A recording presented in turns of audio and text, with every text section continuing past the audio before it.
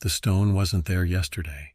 I know because I jog this trail every morning at 6:30 sharp. Same shoes, same playlist, same stupid squirrel that always plays chicken with my feet near the first bend. I don't miss things, not on my route, but there it was today, a smooth, fist-sized rock sitting neatly in the center of the trailhead like it had been placed with intention. It looked out of place, perfectly round, pale gray, no moss, no cracks, not even a speck of dirt, which was weird because it rained last night. My sneakers squelched into mud as I slowed to a stop, but this thing was bone dry. I nudged it with the toe of my shoe. It didn't budge. Okay, I muttered to myself. Weird decorative landscaping courtesy of the Forest Ferry Homeowners Association. I sidestepped it and jogged on.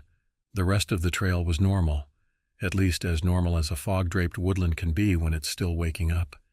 I didn't think much about the rock again until that evening, when I was taking the trash out. That's when I saw it. Sitting at the edge of my driveway, maybe 6 feet from my porch, the same smooth rock just sitting there like it had followed me home. I stared at it for a long minute, my hand still clutched the trash bag. Right, I said out loud, because creepy decorative stones teleport now. I'm not the kind of person who scares easy. I've lived alone for 5 years. I've chased off a raccoon with a broom and once had to fish my keys out of a storm drain using a pasta ladle in sheer desperation. So I did what any rational woman would do. I picked up the rock, still bone dry by the way, and walked it 20 yards into the woods behind my backyard. I chucked it like a softball into the brush. Stay there, I told it, like it was a misbehaving pet rock. Creep. That night, just as I was brushing my teeth, I heard a soft thump in the garage. I figured I'd left something on a shelf that finally fell over. I finished brushing, wiped my mouth, and walked out there in my pajamas with a flashlight in one hand and a coat hanger in the other. Hey, it's what I had nearby. The garage was dark and still. Nothing had fallen, but there it was, right in the middle of the concrete floor, the same stone, clean, dry, staring at me in that passive-aggressive way only inanimate objects can. I didn't scream. I didn't even drop the flashlight. I just whispered, "Oh, come on." I didn't touch it again. I know what you're thinking. If it keeps coming back, maybe stop playing fetch with the horror rock. Yeah, thanks. Genius advice. But at the time, it still felt explainable, rational, like maybe I had 2 identical stones and a mild case of sleepwalking, or a neighbor with a very specific sense of humor and a lot of free time. So I left the thing in the garage, closed the door, went back to bed. The next morning I stepped out onto my porch in full jog mode, headband on, earbuds in, podcast cued. Don't judge me. I like murder mysteries when I run. Keeps me motivated. As I started down the driveway, I stopped cold. There it was, sitting on top of my mailbox, the stone. I didn't even say anything this time. I just stood there staring at it like it had flipped me off. My mailbox isn't low, by the way. It's one of those sturdy metal ones at eye level. So unless a raccoon had decided to get really artistic overnight, someone had to have placed it there. Okay, I muttered, that's strike 2. I left it, jogged the trail, but this time the forest felt off. Not horror movie off. Not the birds stopped singing and my breath turned to fog off. Just uneasy. The kind of feeling you get when someone reads your diary or moves your stuff just enough that you know it wasn't you. The air was damp but heavy, like it hadn't decided whether to rain or hold its breath. Even the familiar bend where the squirrel always tried to kill me was silent. About halfway through the run, I saw it again, perched neatly on the middle of a tree stump beside the path, the same stone. Now, maybe there are a lot of weirdly identical rocks in these woods. Maybe geology has a sense of humor, but when I walked up to it, careful, cautious, it was bone dry, again. And I swear the stump was damp all around it, except for a perfect circle underneath where it sat. Like the stone had replaced the moisture. I didn't pick it up this time. I just jogged around it, fast. Later that day, I ran into a regular at the trail, a guy named Hank, who looks like he was carved out of beard trimmings and trail mix. He saw me staring back at the woods and said, "You didn't move one of the markers, did you?" I blinked. "The what now?" "The stones," he said. little smooth ones near trailheads. Some of the old tribes said they keep things in, not out. He said it like a joke, but his eyes didn't smile. I laughed awkwardly and said, "Well, I may have broken your forest security system. Sorry in advance." Hank didn't laugh back. I didn't sleep well that night. It wasn't the usual stuff, no scratching at the windows or ghostly wind howling through the trees, just flickering. My motion sensor floodlight kept going on and off like it couldn't make up its mind. At first I thought it was a deer, or maybe that squirrel back for vengeance. But after the third flicker I checked the feed on my outdoor camera. That's when I stopped pretending this was funny. At 3:12 a.m. the footage froze for 2 seconds. No static, no glitch. Just 2 frozen seconds of my backyard, clear as day, except there was someone standing at the edge of the woods, perfectly still, too tall, barefoot. I watched it 3 times before I noticed something else. No face, not obscured, not shadowed. Just no face. I shut the laptop. I didn't scream. I didn't call the cops. What was I going to say?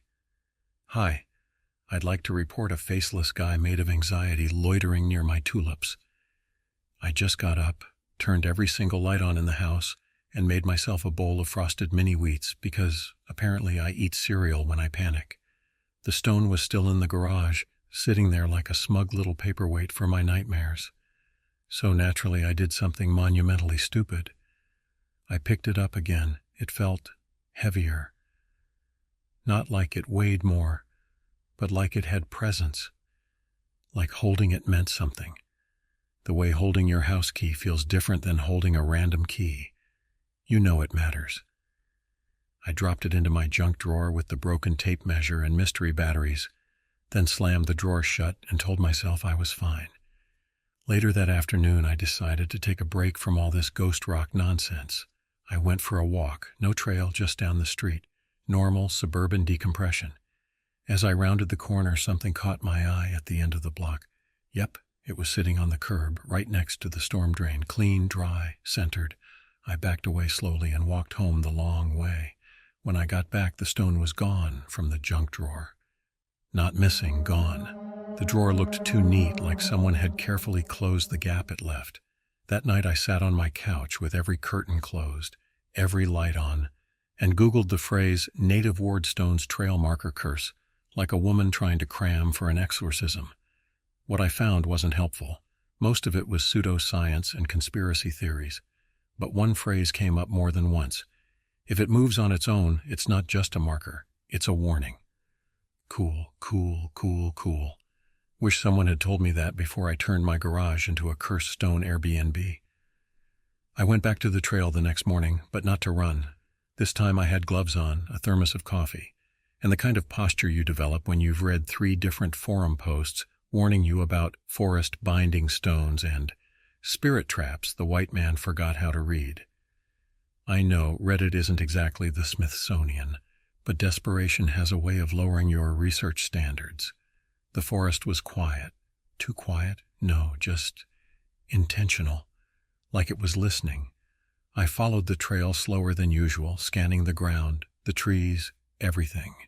I passed the stump from the other day. No rock. I reached the trailhead, stopped, and turned around. The stone was behind me. I hadn't heard anything. No crunch, no rustle. Just there, right in the middle of the trail, like it was chasing my shadow. I didn't touch it this time.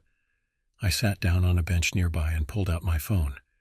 I remembered Hank, Grizzly Adams' cryptic cousin, and how he'd mentioned the stones as keepers. So I looked for real-world examples, Native American myths, Appalachian folklore, old ranger logs, anything. Turns out there's a story from the northeastern tribes, one I hadn't heard before, not about spirits haunting people, but keeping something in. Ward stones, they called them. Simple, everyday-looking rocks set at the edge of sacred places, meant to confuse or trap spirits inside boundaries. If someone disturbed them, moved them, crossed over them again and again, they weakened. Sometimes they even broke. Guess who's been running across the same spot twice a day like a treadmill-loving fool? Apparently, the stone wasn't following me. It was being moved by me, over and over. One of the stories, half a paragraph in a dusty website that looked like it hadn't been updated since 2006, mentioned this phrase: "Do not cross the trap once the watcher wakes. Once is permission, thrice is release." Well, I'd crossed it dozens of times. At that point, a rational person might have called a shaman or moved to Arizona. I, however, decided the best course of action was to do what I always do when the universe starts whispering, "You've messed up," in Morse code. I went to the library. You'd be surprised what you can find in small-town library archives if you know which drawers to open. One record, a handwritten ranger log from the 1950s, noted unusual markings near trail marker 12 and a recommendation to avoid disturbing the flat stone. No explanation, no follow-up. I also found a missing persons flyer taped to the microfiche desk. The name was Hank, Grizzly Adams Hank, dated last week. No one else seemed to notice. I wish I could tell you I went home, packed a bag, and booked a flight to anywhere with fewer trees and more security cameras. Instead, I bought extra deadbolts. That night, I did the thing you're not supposed to do when you're already halfway down a supernatural rabbit hole. I checked the yard again. There were footprints, not shoe prints, bare feet, long, narrow, deep in the soil like something heavy had stood there a long time. They circled my entire house, once clockwise, once counterclockwise. In the middle of the backyard was the stone, sitting neatly in a birdbath I haven't used in 2 years. It hadn't rained, but the ground around it was soaked, mud, leaves, all damp. The stone, still dry. I didn't touch it, just turned on every light inside and out, locked all the doors, and for the first time since college finals week, fell asleep on the couch with a baseball bat in my arms and Judge Judy reruns playing on low volume for moral support. At 2:11 a.m. I heard something thump overhead, my attic. Now let me clarify something here. I do not go in my attic. I've lived in this house for 4 years and have only used it once, to shove up a Christmas wreath I immediately regretted buying. There's no floor, no light, and certainly no reason for anything to be moving up there. Still, I climbed the ladder. 1 step, 2. A creak with each shift of weight, like the house was trying to warn me.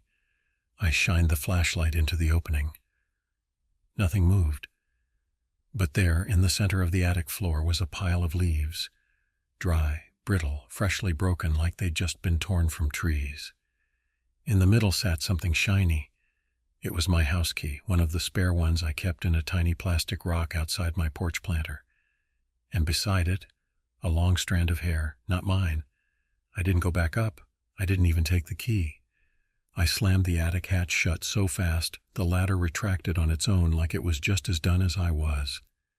The next day, I skipped the trail.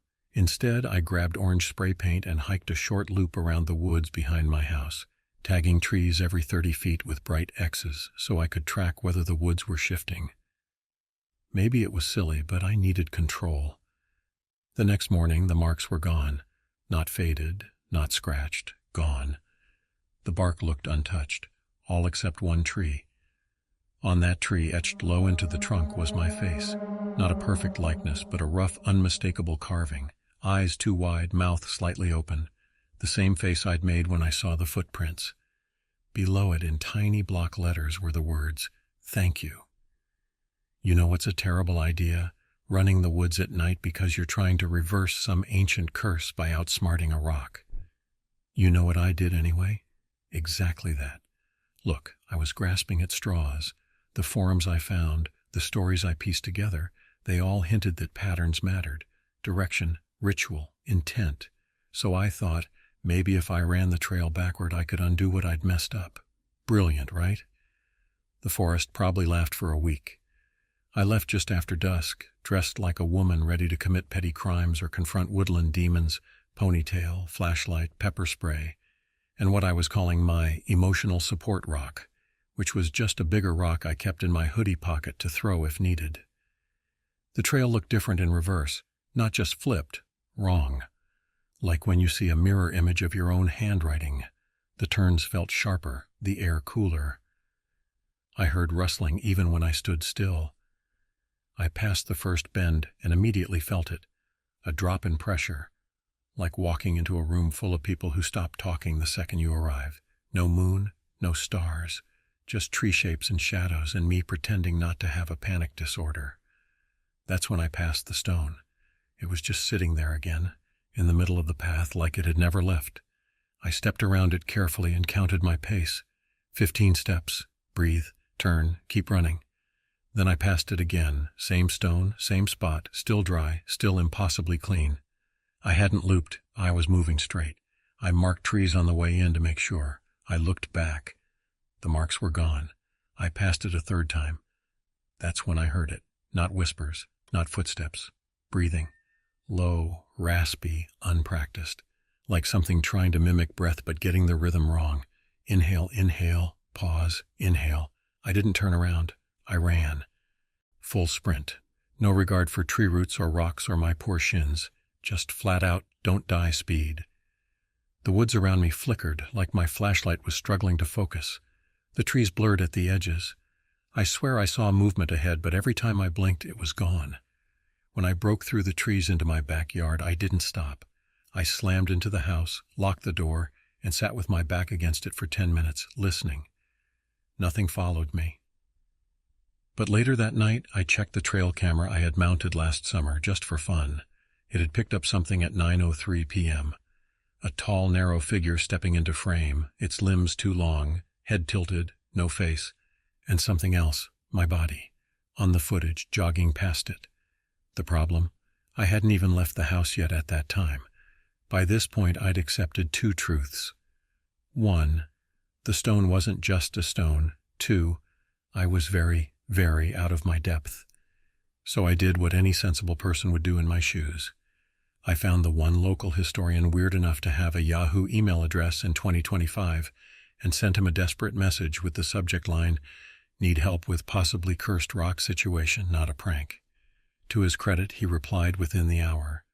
Said to meet him at the community center the next day, brought coffee and what I'm fairly certain was a folder stolen from a museum basement. "This isn't ghost stuff," he said, flipping open a page. "This is older, pre-language. They didn't name it, they described it. The one who walks between trees, always capitalized, not a spirit, not a god, something else." I asked what it wanted. He shrugged. "To be out, I guess." Super reassuring. He pointed to a rough sketch, crude charcoal on bark. A tall, faceless figure, arms too long, standing among trees that bent away from it. The caption read, "Trapped by stone, freed by passage, follows the path of the breaker." That last part chilled me. "Breaker? You," he said. "You crossed the stone repeatedly, that weakens it. And if you moved it—" I didn't say anything. I didn't have to. He could see it on my face. We tried something that afternoon. Hiked out to the original trailhead, at least where I thought it had first appeared. Tried placing the stone back exactly where I'd seen it. Lined it up using photos and dead grass as markers. I set it down gently, tried to will it to stay. It cracked in half, not chipped, cracked. Like the moment it touched that spot, it split like glass under pressure. My hand stung like I'd touched dry ice. And yet, that night I came home to find it whole again, sitting on my kitchen counter, clean, dry, centered. I didn't even scream. I just left the house, sat in my car with a grocery store sushi tray and one of those little soy sauce fish, and stared at the dashboard like it had answers. When I finally got the nerve to check the house again, I saw it. Something had scratched the inside of my bedroom closet. Deep, angry lines, like claw marks, 5 slashes. Each exactly the width of a human hand, but longer, just a little too long. I didn't open the closet. I just whispered, "Okay, you win," which in retrospect may have been the dumbest thing I could have said, because the very next morning the stone was gone, but in its place, scratched onto the ceiling above my bed, were 3 words, "Not done yet." I went back into the forest the next morning, not to run, not to reverse anything, not even to research. I went to end it. The air was wrong. I don't know how else to say it.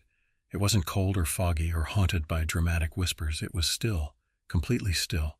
No breeze, no insects, not a single bird call. Even the leaves seemed like they were holding their breath. I followed the trail without headphones for once, no podcast. Just my own boots crunching softly. It felt like walking into a church made of trees, and I was the idiot who forgot to turn off her phone. I moved slower than usual, Every few yards I saw strange things: a pile of feathers arranged in a perfect circle, a deer skull balanced delicately in a tree branch 10 feet off the ground, a half-burnt photo of a man I didn't recognize pinned to a log by what looked like a rusty railroad spike, and then I found it. A ring. Not drawn, not carved, placed. A perfect circle of flat, smooth stones surrounding a patch of ground where nothing grew. The trees around it leaned outward like they wanted no part of it. Some of the stones were crumbled, broken in half. Others were worn down like they'd been stepped on, repeatedly. All except one, mine. It was clean, smooth, whole, and sitting just outside the circle. I didn't go near it. Instead, I took out my phone and started recording. Part of me hoped it would glitch or the battery would drain mysteriously. That would have at least made sense by now. But no, the phone worked perfectly. It even picked up audio. I heard something in the recording before I heard it with my own ears. My voice, not an echo, not memory.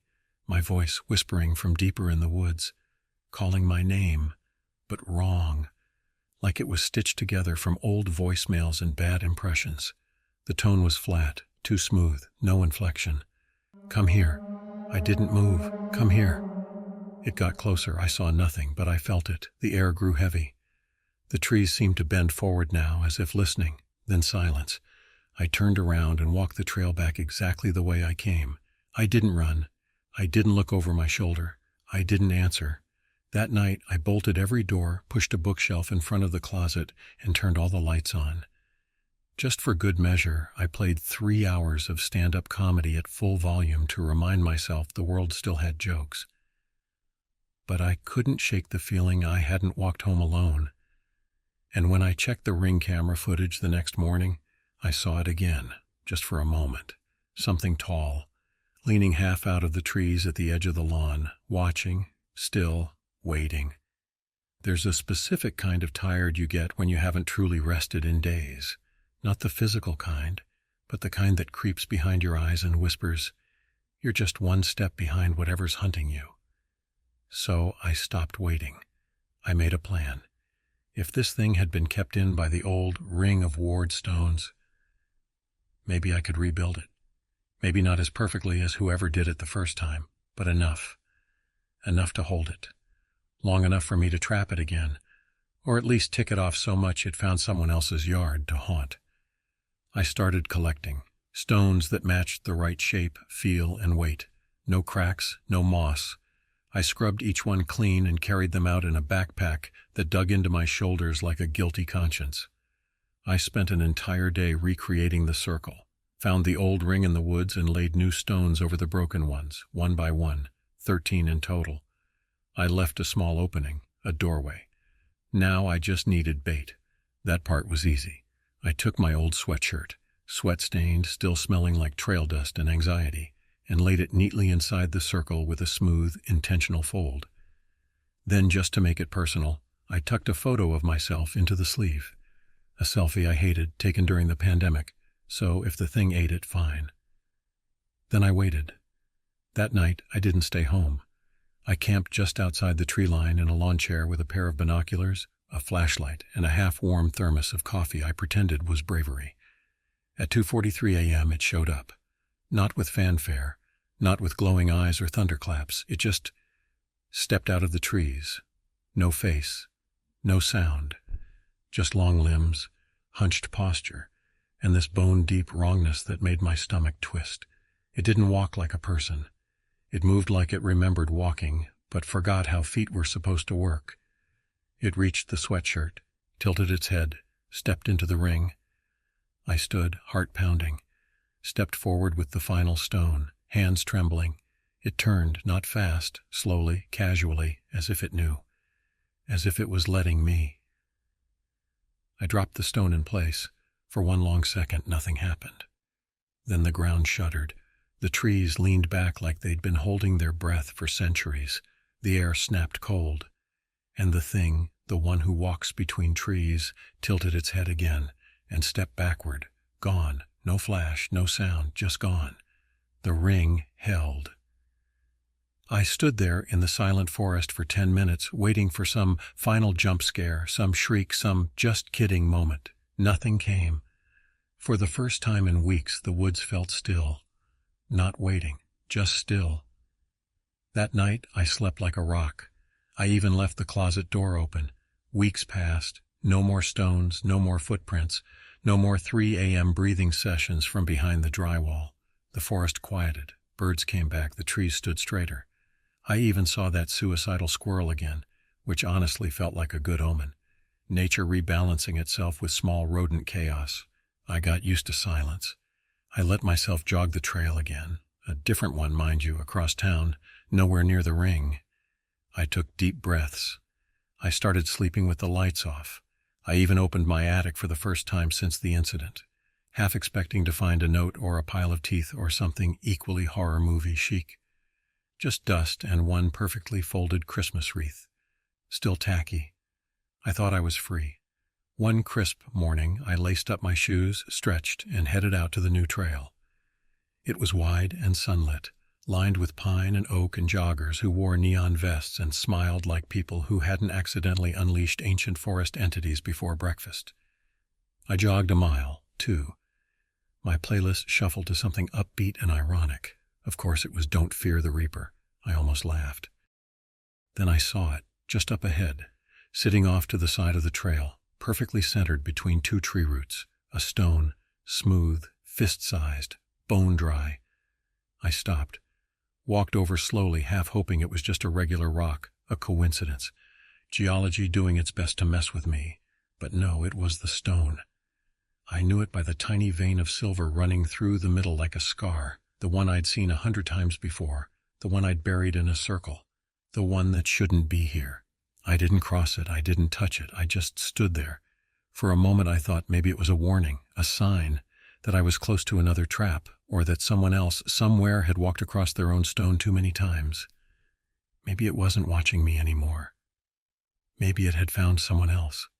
That thought should have been comforting. But then I heard it. Not a whisper, not a growl, just a single crunch of leaves behind me. I didn't look. I turned around, walked back the way I came, slow and steady, like prey pretending not to smell the predator on its heels. The trail felt colder on the way back, just a little. When I got to the parking lot, I looked over my shoulder. Nothing there. But in the side mirror of my car, I could have sworn, just for a second, I saw the trees, leaning, like they were making room. So yeah, that was the last time I ran that trail. Now I walk, quietly. I don't cross unfamiliar stones, and I always check the ground before I step.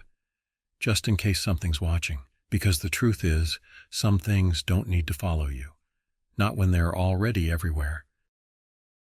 Hey guys, if you like my videos, please like and subscribe to my channel. I would really appreciate it, thanks. And also let me know where y'all are watching from and at what time. I'm curious.